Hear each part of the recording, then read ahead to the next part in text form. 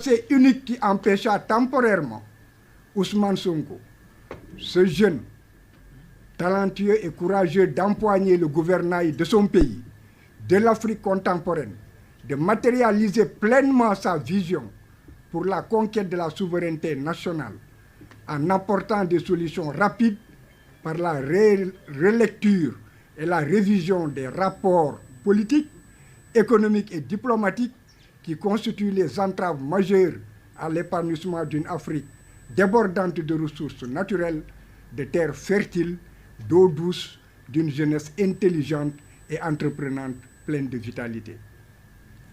Demander la révision du procès, c'est un droit. Un droit non seulement pour le citoyen Ousmane Sonko, mais aussi pour tous ceux qui sont épris de vérité et de justice.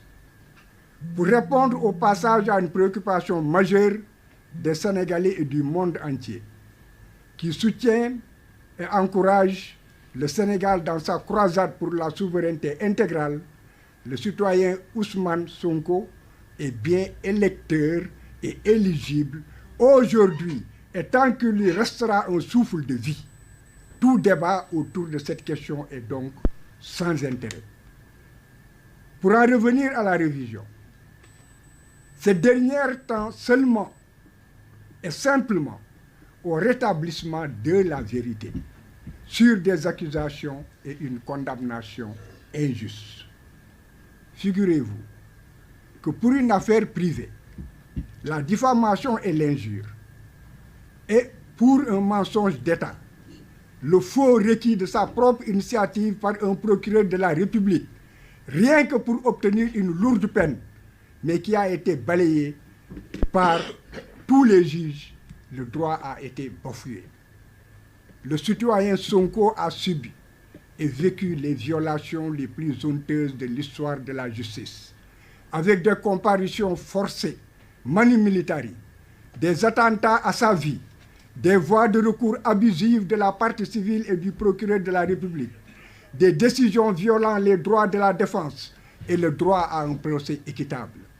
Les appels du parquet et de la partie civile, l'on s'en souvient. La programmation du dossier, alors que les délais d'appel n'avaient pas encore été épuisés, l'on s'en souvient encore comme si c'était il y a quelques secondes. Le pire et le plus incroyable, c'est que le monde a souffert dans son âme. C'est le refus de la Cour suprême d'examiner le recours en inconstitutionnalité des lois qui ont condamné Ousmane Sonko au mépris d'une bonne administration de la justice et au mépris de l'intérêt général. Nous n'oublierons pas aussi le Conseil constitutionnel qui s'était fébrilement débrouillé pour se faire remettre la décision de la Cour suprême qui n'était pas encore définitive, rien que pour invalider la candidature d'un citoyen. La commande politique devait être honteusement exécutée par tous. Chacun à son poste. Elle fut exécutée froidement. Malgré que le jeune policier Adramé Sarr de la DIC, pour la traque de la vérité, a eu à demander si effectivement ce rapport existait ou n'existait pas. Il s'était heurté aussi à un mensonge d'État organisé. Ce procès procède de la volonté du législateur. C'est ce qu'il faut retenir. Une volonté de corriger des erreurs judiciaires pour rétablir une vérité historique ignorée par des juges, pour obtenir aussi l'annulation d'une déclaration de culpabilité et une condamnation, pour obtenir la réhabilitation des victimes injustement éprouvées dans leur dignité, pour réparer les préjudices économiques, financiers, moraux et politiques subis du fait d'une condamnation. Cette voie de recours, qu'on dit extraordinaire, est aussi une voie de recours exceptionnelle qui efface la condamnation. Elle est ouverte, figurez-vous, même pour des personnes décédées. Que tout le monde le sache. C'est un droit. La révision du procès, qu'on comprenne que c'est le seul moyen offert à une victime d'une erreur judiciaire pour remettre en cause l'autorité de la chose jugée, pour l'annulation de la condamnation devenue définitive, parce qu'il n'y a plus de recours possible en droit. Le monde entier était convaincu de ce que le procès d'Ousmane Sonko contre le ministère public et Mame Mbaye Niang procédait à la fois d'un complot politique national, d'une association de malfaiteurs organisés dans l'État et à l'étranger, avec des complicités à l'échelle d'autres États.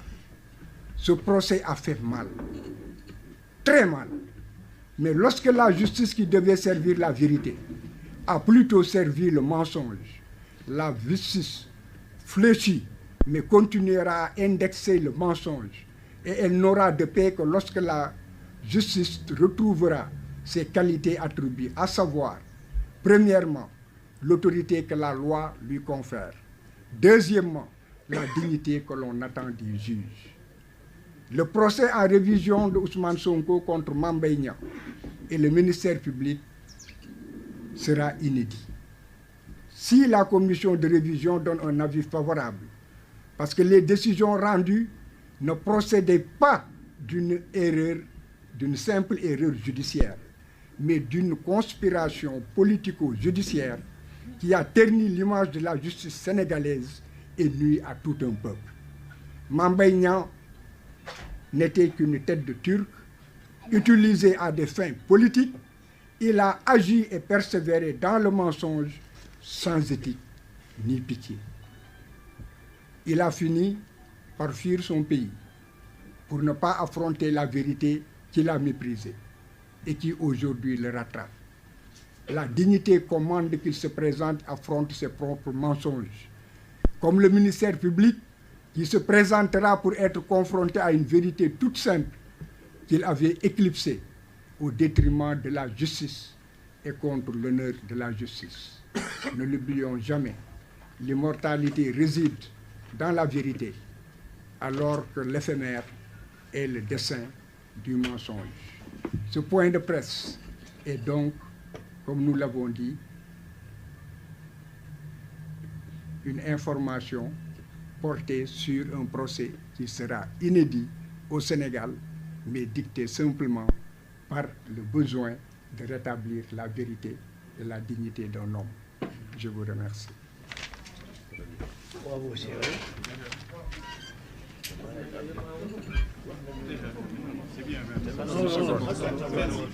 si vous voulez, je vais peut-être de faire une clarification qui s'impose.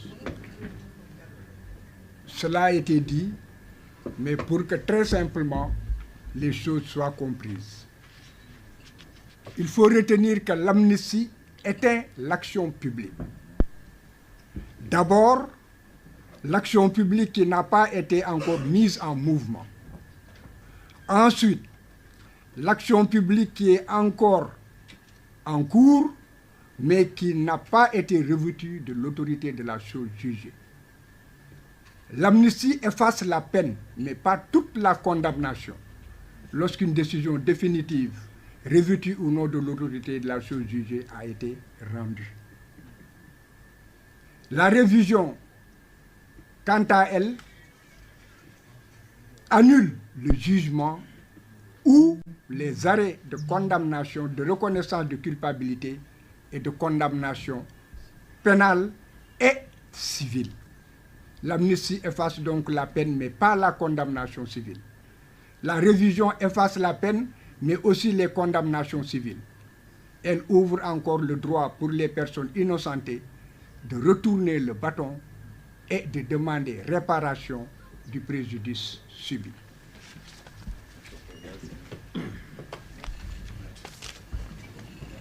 Bravo aussi, ouais.